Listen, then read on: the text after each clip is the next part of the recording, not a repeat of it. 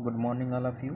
आज आपका lecture number 23 electronics second year, subject है आपका energy conservation, government girls polytechnic Charkhari Mahoba के लिए। ठीक है, हम आपको मोटर्स के बारे में बता रहे थे।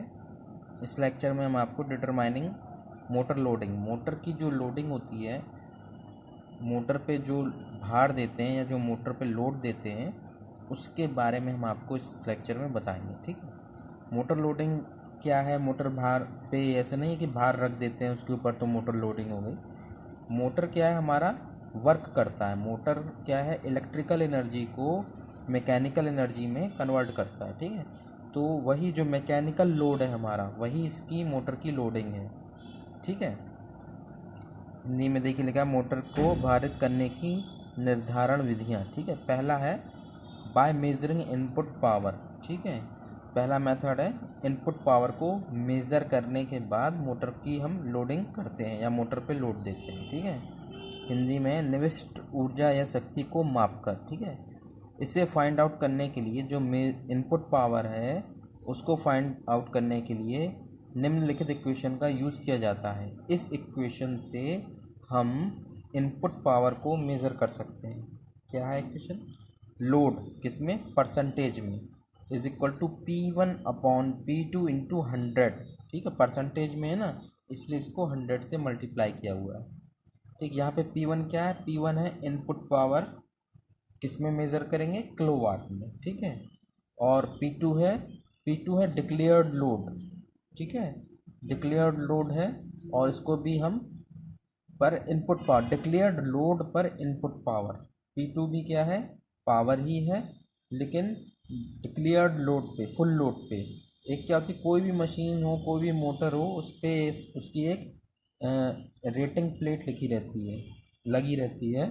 उसमें उसका सब रेटिंग लिखा रहता है कि इसको कितना वोल्टेज, कितना करंट, कितना पावर, सब उस पर लिखा रहता है। कितना इसका rating voltage, rating current, rating power जो भी है वो लिखा रहता है उस पर। तो उस प्लेट पे जो भी लिखा रहता है उसका फुल लोड, वो कोई भी लोड या कोई भी करंट वो डिक्लेयर्ड होता है। ठीक है, वो बताया हुआ होता है उसमें। तो उसी पे डिक्लेयर्ड फुल लोड पर जो इनपुट पावर है वो होगी P2 हमारी। ठीक है, और P1 है इनपुट पावर। तो P2 इज इक्वल टू क्या होगा? रेटिंग प्लेट पर दर्ज फुल डिक्लेयर्ड लोड। जो प्लेट होती है, प्लेट होगी मोटर पे लगी रहती है, उस पर जो रेटिंग प्लेट पे फुल लोड लिखा रहता है। अगर मैकेनिकल लोड की बात करेंगे तो वो यांत्रिक लोड है, वो उसमें होगा। और जो इलेक्ट्रिकल लोड की बात करेंगे तो इलेक्ट्रिकल लोड होगा हमारा एम्पियर में, करंट में। ठीक है, जो करंट होता है वो लोड होता है इलेक्ट्रिसिटी का। ठीक है, और जो मैकेनिकल लोड होता है वो उस केजी में भी हो सकता है, कई चीज़ में लोड होते हैं। ठीक है, मैकेनिकल। तो इसका फॉर्मूला है P2 is equal to rating plate पर दर्ज full declared load upon NF। ठीक है, ईटा, इसको ईटा से भी डिनोट करते हैं, ईटा F। ठीक है, ये क्या है? ईटा F फुल डिक्लेयर्ड लोड पर कैपेसिटी, नीटा बोलते हैं, नीटा, फुल डिक्लेयर्ड लोड पर कैपेसिटी। ठीक है, इससे हम क्या कर लेंगे? अपना P2 कैलकुलेट कर लेंगे। ठीक है, और इस इक्वेशन से हम डिक्लेयर कर लेंगे, कैलकुलेट कर लेंगे, डिक्लेयर कर देंगे लोड। ठीक है, अब सेकंड मेथड है बाय मेजरिंग लाइन करंट। ठीक है, जो भी लाइन में सप्लाई में करंट होगा उसको मेज़र करके बताएंगे। ठीक है, लोडिंग, मोटर की लोडिंग, लाइन की करंट को मेज़र करने के बाद उसको लोडिंग करेंगे मोटर की। ठीक है, यह मेथड मोटर की 75% लोड तक ही सीमित होता है। जो भी हमारी मोटर है उसकी 75% लोड तक ही सीमित होता है ये मेथड, क्योंकि 75% लोड के नीचे या फुल लोड पर पावर फैक्टर घट जाता है। जो जनरली ये इंडक्शन मोटर में होता है, जो हमारी मोटर होती है उसका अगर हम 75% से लोड कम कर दें या फुल लोड कर दें, दो कंडीशन हैं, या तो 75% से लोड कम कर दें या फुल लोड कर दें, दोनों ही केसेस में क्या होता है, पावर फैक्टर घट जाता है। और जब पावर फैक्टर घट जाएगा तो करंट बढ़ जाएगी। ठीक है, पावर फैक्टर घट जाता है और करंट का नॉन लीनियर डिस्टॉर्शन हो जाता है। ठीक है, और जो हमारी करंट है उसका रेगुलर या लीनियर डिस्टॉर्शन नहीं होता है, नॉन लीनियर डिस्टॉर्शन होता है। ठीक है, इसे निम्नलिखित क्वेश्चन द्वारा फाइंड आउट किया जा सकता है। और इसको हम कैसे फाइंड आउट कर सकते हैं, इसको हम इस तरह फाइंड आउट कर सकते हैं, मोटर लोडिंग परसेंटेज में is equal to input load current upon input declared current. ठीक है, ये हमारी मेजर्ड इनपुट लोड करंट है और ये डिक्लेयर्ड करंट है। ठीक है, इनटू परसेंटेज में, इसलिए इसको 100 से मल्टीप्लाई कर दिया। ठीक है, और मोटर लोडिंग का अब ये थर्ड स्टेप है बाय स्लिप मेथड। स्लिप क्या होती है आप लोग शायद जानते होंगे, नहीं जानते हो तो मैं एक बार फिर से बता देता हूँ। स्लिप क्या होती है, जब भी कोई मोटर होती है, एसी मोटर, और उस पे पोल होते हैं, पोल आप लोग जानते होंगे, नॉर्थ साउथ। कभी 2 पोल की भी मोटर हो सकती है, 4 पोल की भी मोटर हो सकती है, 6 पोल की भी मोटर हो सकती है। ठीक है, तो पोल्स क्या होते हैं, वो जो मैग्नेटिक फील्ड बनती है उसके मैग्नेट की जो पोल्स होते हैं, नॉर्थ साउथ वही पोल्स होते हैं। ठीक है, तो जब पोल्स बनते हैं तो नॉर्थ साउथ, और अगर एसी मोटर है तो वो चेंज होते रहते हैं। तो हमारी क्या है, उसमें एक रोटेटिंग मैग्नेटिक फील्ड जनरेट होती है। कभी मान लीजिए नॉर्थ ये हो, जैसे मान लीजिए 4 पोल की मशीन है, नॉर्थ साउथ नॉर्थ साउथ।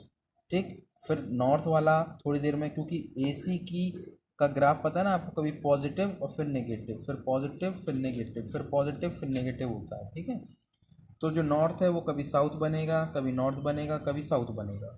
इसलिए हमारे ऊपर एक अल्टरनेटिंग मैग्नेटिक फील्ड और रिवॉल्विंग मैग्नेटिक फील्ड आती है। ठीक है, इसलिए वो गोल गोल मोटर घूमती है ना, इसलिए कभी नॉर्थ साउथ, नॉर्थ वाला साउथ बन जाएगा तो साउथ वाला नॉर्थ बन जाएगा। इस तरह ये एक रोटेटिंग मैग्नेटिक फील्ड आती है। अच्छा, अब जो उसकी स्पीड होती है कि वो किस स्पीड से हमारी रोटेटिंग मैग्नेटिक फील्ड घूम रही है, मोटर नहीं, मैग्नेटिक फील्ड किस स्पीड से घूम रही है, उसको बोलते हैं हम सिंक्रोनस स्पीड।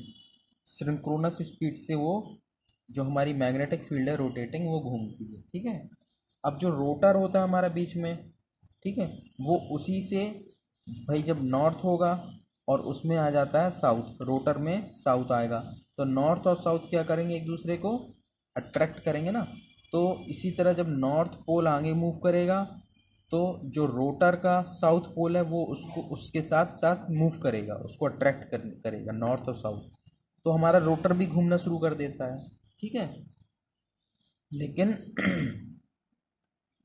रोटर और स्टेटर के जो पोल होते हैं वो एक साथ कभी नहीं आते, क्योंकि अगर एक साथ आ जाएंगे तो उनका जो अट्रैक्शन है वो ख़त्म ही हो जाएगा। इसलिए वो थोड़ा सा पीछे होगा तो फिर से वो खींचना शुरू कर देगा, वो थोड़ा सा पीछे होगा फिर खींचना, इसलिए वो रोटर भी हमारा मूव करना शुरू करता है।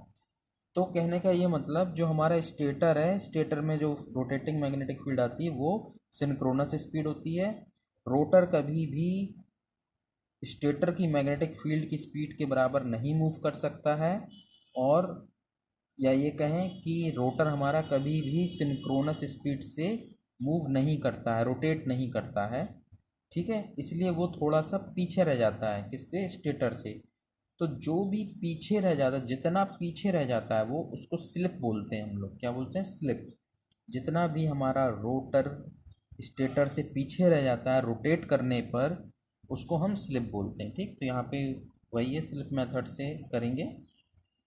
इसे निम्नलिखित इक्वेशन द्वारा ज्ञात किया कर सकते हैं। इसको हम इस इक्वेशन से ज्ञात करेंगे, मोटर लोडिंग परसेंटेज में इज इक्वल टू स्लिप, वही स्लिप, मान लीजिए कितना पीछे रह रहा है रोटर हमारा, 1 टर्न, 2 टर्न, 0.5 टर्न, जितना भी रह रहा है वो स्लिप होगी, स्लिप अपॉन एन एस है हमारी synchronous speed, minus N R हमारी फुल लोड स्पीड। ठीक है, परसेंटेज में, इसलिए इसको 100 से मल्टीप्लाई किया हुआ है। तो इससे कैलकुलेट कर लेंगे here, percentage motor loading is equal to output power in percentage. जो मोटर लोडिंग है परसेंटेज में वो किसके बराबर होगी, आउटपुट पावर, जो भी हमें पावर मिलेगा मोटर से उसके बराबर होगी। स्लिप क्या है? Synchronous speed minus actual measured speed. जो सिंक्रोनस स्पीड होती है रोटर की, माइनस माइनस इसीलिए कर देना जितना वो पीछे रह जाता है रोटर, एक्चुअल मेजर्ड स्पीड, ठीक है। एन एस क्या है? एन एस है सिंक्रोनस स्पीड आरपीएम में। एन आर क्या है? एन आर है rated full load speed. N R हमारा जो रोटर की स्पीड है वो है, मान लीजिए rated full load speed in RPM, RPM में, ठीक है। आरपीएम मतलब राउंड पर मिनट, एक मिनट में कितने राउंड ले रहा है, ठीक है। तो इन मेथड से हम मोटर की लोडिंग डिसाइड करते हैं, ठीक है। और मोटर की लोडिंग बहुत इंपॉर्टेंट है क्योंकि उसी से पावर फैक्टर और एफिशिएंसी डिसाइड होती है, ठीक है। नेक्स्ट टॉपिक है आपका electric drive and it's definition, विद्युत चालन की परिभाषा एवं प्रकार, ठीक है।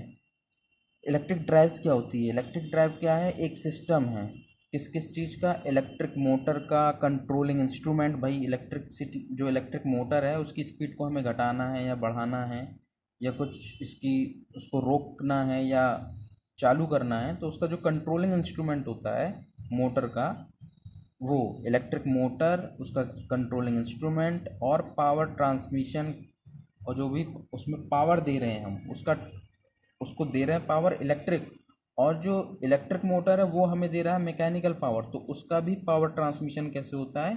वो मैकेनिकल पावर ट्रांसमिशन होता है। या गियर या साफ्ट, क्रैंक साफ्ट होता है, गियर के द्वारा उसको हम पावर को ट्रांसमिशन करते हैं। इलेक्ट्रिक नहीं, मैकेनिकल। इलेक्ट्रिक का तो हम वायर के थ्रू करते हैं और पावर का ट्रांसमिशन हम गियर, साफ्ट, क्रैंक के द्वारा करते हैं, ठीक है। तो ये पूरा सिस्टम एक इकोनॉमिकल सिस्टम, जिससे हमारी एनर्जी कम से कम खर्च हो, उसको इकोनॉमिकल सिस्टम बोलते हैं। तो ये पूरा कंबाइंड सिस्टम ही को हम क्या कहते हैं? इलेक्ट्रिक ड्राइव बोलते हैं, ठीक है।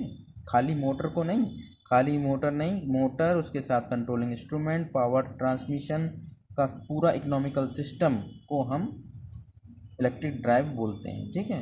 इलेक्ट्रिक मोटर मशीन के चालन हेतु ऊर्जा प्रदान करती है। इलेक्ट्रिक मोटर क्या करती है? कोई भी हमारी मशीनरी है उसको ऊर्जा चाहिए घूमने के लिए या काम करने के लिए, तो उसको हमारी इलेक्ट्रिक मोटर क्या करती है? ऊर्जा प्रदान करती है।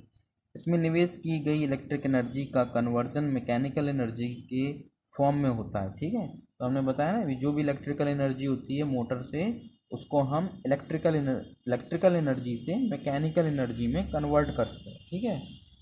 यही मैकेनिकल एनर्जी मशीन्स का चालन करती है, और यही जो मोटर से इलेक्ट्रिकल एनर्जी को हमने मैकेनिकल एनर्जी में चेंज किया, वही उसका चालन करती है, चलाती है उसको, मशीन्स को, ठीक है। तो ये कुछ ब्लॉक डायग्राम है। ड्राइव हमारी क्या करती है? Fixed voltage, fixed frequency, AC को, एसी सप्लाई क्या है? फिक्स्ड फ्रिक्वेंसी होगी, फिक्स्ड वोल्टेज होगा, उसको क्या किस में कन्वर्ट कर सकती है? उसको वेरिएबल डीसी सप्लाई में कन्वर्ट कर सकते हैं हम ड्राइव की हेल्प से, ठीक है।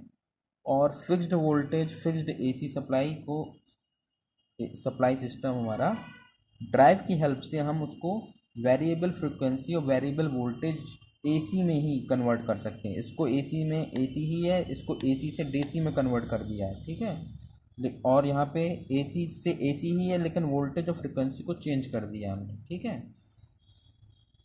इसमें मोटर और सिस्टम के आवश्यक रक्षण हेतु भी व्यवस्था रहती है। जो ड्राइव होती है ना हमारी इलेक्ट्रिक ड्राइव, उसमें मोटर की, बताया ना, कंट्रोलिंग सिस्टम भी होता है और उसका प्रोटेक्शन सिस्टम भी होता है, कि उसको रक्षा करने के लिए, उसको खराब ना हो उसकी रक्षा करने के लिए, ठीक है। मोटर घूर्णन प्रोड्यूस करती है, मतलब टॉर्क प्रोड्यूस करती है मोटर, गोल गोल मतलब रोटेट करती है। यही घूर्णन मोटर के शाफ्ट को रोटेट करती है। यही टॉर्क मोटर के शाफ्ट जो बीच में लगा रहता है ना, ऐसे ऐसे रोटेट करता है बीच में, इस तरह क्लॉकवाइज मूव करता है, शाफ्ट को रोटेट करती है।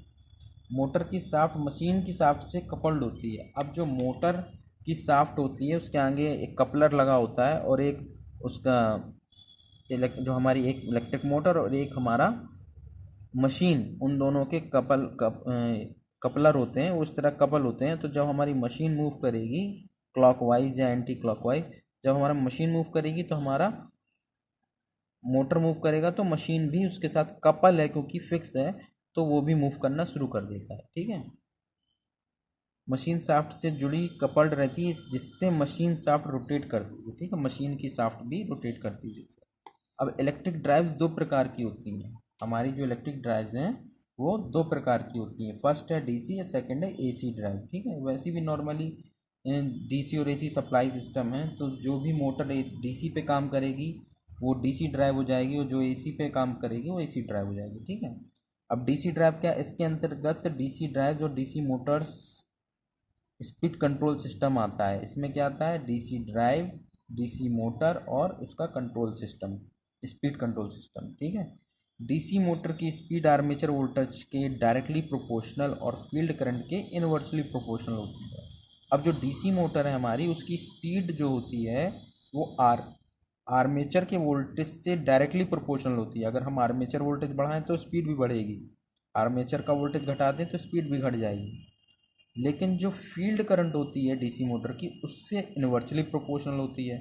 मतलब अगर हम फील्ड करंट बढ़ाएंगे तो स्पीड घटेगी, और अगर हम फील्ड करंट घटाएंगे तो स्पीड बढ़ेगी। ठीक है, स्पीड कंट्रोल के लिए आर्मेचर वोल्टेज या फील्ड करंट का उपयोग होता है। ठीक है, अगर हमें स्पीड कंट्रोल करना है डीसी मशीन की या डीसी ड्राइव की, तो हम दो मेथड से करते हैं, वोल्टेज, आर्मेचर के वोल्टेज से और फील्ड के करंट से। ठीक है, अब इसमें है एसी ड्राइव, सेकंड वाला एसी ड्राइव है। इसके अंतर्गत एसी ड्राइव्स और AC motor speed control system आते हैं। इसमें क्या क्या आता है, इसमें एसी मोटर्स, एसी ड्राइव्स और उसके स्पीड कंट्रोल सिस्टम आते हैं।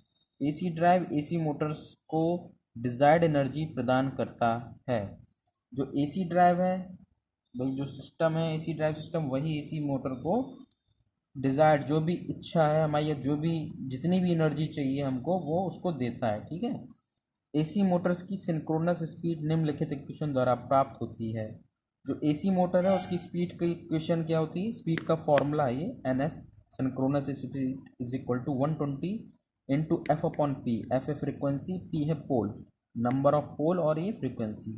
देखिए यहाँ लिखा है here N S is equal to synchronous speed in rpm round per minute, F is frequency in hertz, P number of poles. ठीक है, अब मोटर की स्पीड को चेंज करने के लिए फ्रीक्वेंसी और पोल्स की संख्या में चेंज कर सकते हैं। स्लिप कंट्रोल और वेरिएबल फ्रीक्वेंसी डिजायर, देखिए यहाँ तक ये, अब ये फॉर्मूला है, ये speed is equal to 120 F upon P. अगर हमें स्पीड में चेंज करना है तो हम या तो फ्रीक्वेंसी में चेंज करें या पोल में चेंज करें।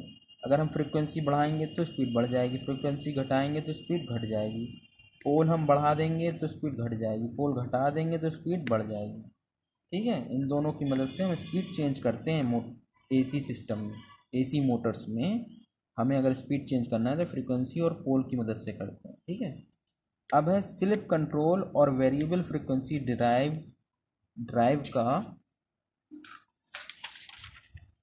उपयोग एसी चालन, एसी ड्राइव में किया जाता है। ठीक है, कौन कौन सी, एक है स्लिप कंट्रोल, स्लिप अभी हम बता ही चुके हैं क्या है, तो स्लिप कंट्रोल और वेरिएबल फ्रीक्वेंसी ड्राइव, जिनकी वो ड्राइव्स जिनकी हम फ्रीक्वेंसी चेंज कर सकते हैं, उनका उपयोग हम किस में करते हैं, एसी ड्राइव्स में किया जाता है। ठीक है, स्लिप कंट्रोल ड्राइव्स का उपयोग इंडक्शन मोटर की स्पीड कंट्रोल में होता है। जो स्लिप कंट्रोल है ये वाला मेथड, स्लिप कंट्रोल वाला मेथड, ये हम इंडक्शन मोटर्स की स्पीड कंट्रोल में करते हैं। ठीक है, इसकी इफ़िशियंसी बहुत कम होती है, अतः ये विधि विशेष कंडीशंस को छोड़कर उपयोग नहीं की जाती है।